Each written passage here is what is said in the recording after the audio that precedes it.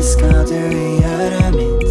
Du sa du elsket meg høyest i verden. Ja, det var sikkert, like sikkert som at det alltid regner i Bergen.